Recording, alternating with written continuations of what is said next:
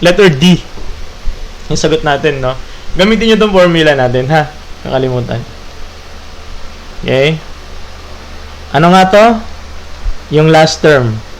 Now, ito, first term. Ito, kung ilan sila. Kung ito ginawa mong pang 10, eh di 10 din sila. Tapos itong D, ma-observe mo yan dito sa given. May shortcut. Meron tayong shortcut. Tuturuan ko kayo ng shortcut. Gusto niyo ba? Thank you sa Ma'am Jazz Gloria sa Rose po. No? Gusto niyo ba turuan kayo ng shortcut para hindi niyo i-memorize? Ay, papakita ko sa inyo. Sige. Okay? Shortcut to, shortcut. Para kahit ano-ano lang. Yes, madami yan dito, no? 500 yan minsan, 1,000 minsan. Tinan nyo, papakita ko sa inyo paano natin magagawa yung shortcut. Na mental lang, no?